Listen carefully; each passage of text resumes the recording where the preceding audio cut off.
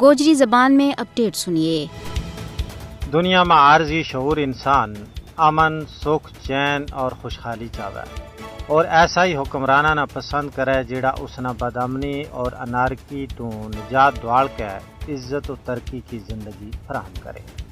لیکن جنوبی ایشیائی خطہ کا ملکاں کی بدقسمتی ہے کہ انہوں نے ایک ایسا گمانڈی ملک بھارت کے نال واقع ہوا ہے جس نے ہمیشہ اپنا گمانڈی ملک میں تخریب کاری، دہشت گردی اور انہوں کا اندرونی معاملات میں مداخلت کر کے خرمن امن نہ آگ لان کی کوشش کی ہے۔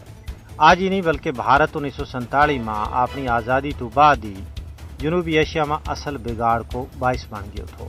بھارت کا توسیع پسندانہ عزائم آج بھی علاقائی امن و استحکام واسطے مجھ پارو خطروں ہیں۔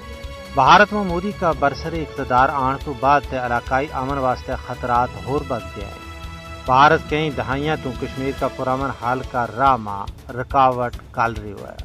مودی حکومت کا 5 اگست 2019 کا غیر قانونی اقدامات تو یہ گال نکھر کے سامنے آ گئی ہے کہ بھارتی حکومت نہ علاقائی امن کا بارہ میں ذرا برابر فکر نہیں ہے۔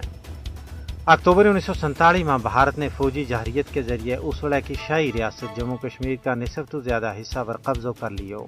اکتوبر 1947 میں بھارت نے سری نگر میں اپنی فوج لان تو بعد کشمیر میں رائے شماری کران کی اقوام متحدہ کی سلامتی کونسل کی ساری کوششاں ناکام بڑھائیو۔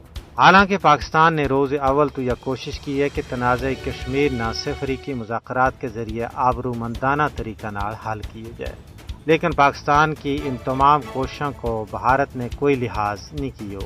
ہون یا انصاف پسند دنیا کی ذمہ داری بنائے کہ وہ جنوبی ایشیا نہ بڑی تباہی تو بچان واسطے مسئلہ کشمیر نہ حل کرامیں۔